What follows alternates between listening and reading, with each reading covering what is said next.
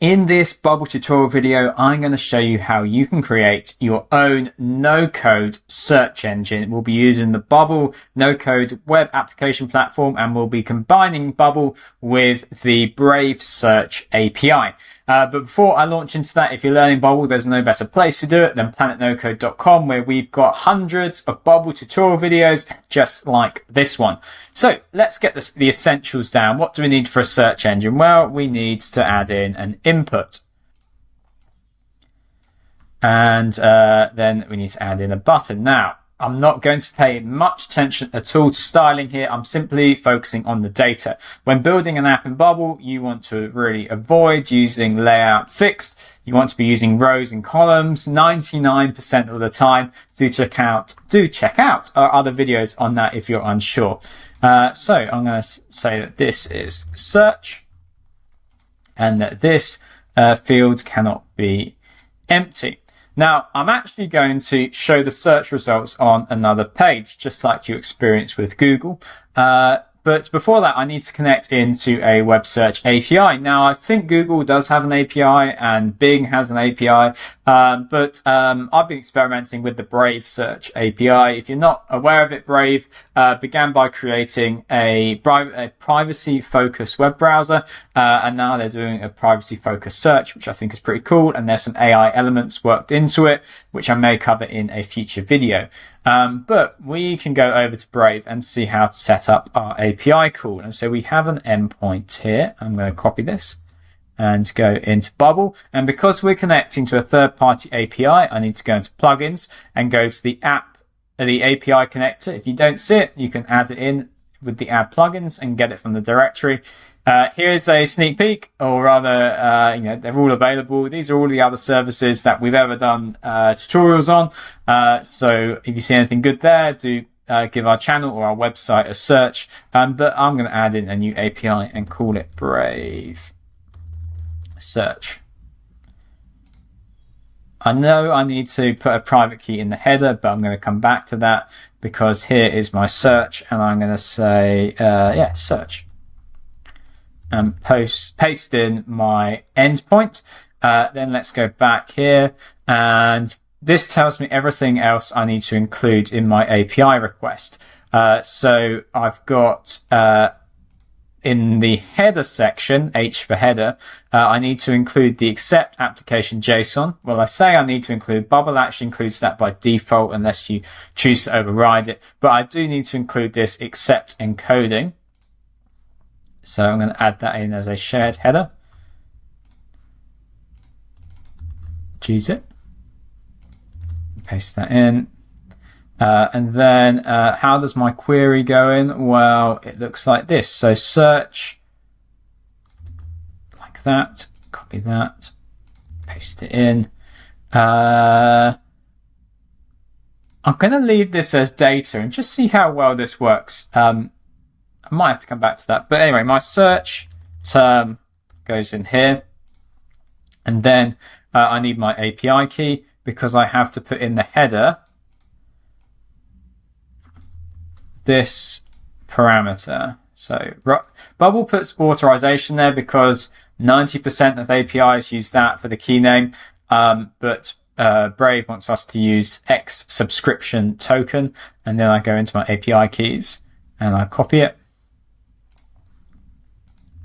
Paste it in, and let's give it a test. I untick private because I want to insert data into there using a workflow, or I want to insert data from there in the front end of my app, which means that it can't be private. So let's search for something. Let's search for best hotels in London, and initialize our search. And what's wonderful about this is it's really quick. We get back all of this data, and Bubble here is learning how to structure the response. But to dig back into it, we can go down, and this is the actual JSON code that the API returns. So we get back some videos, and we get back some web content here too. And so, here we go. This is the title of the first result. Here's the description. we've got links. Yeah, we've got loads and loads of data here. We've even got, if I go all the way down, we've got FAQs.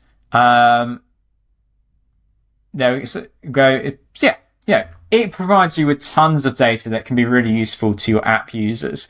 What are the best hotels near the British Museum? It's got that, and it's got an answer, and then it's got a link that you can send your users onto.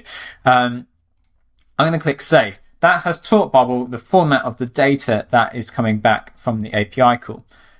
So now I'm going to go and create a new page and call this one results.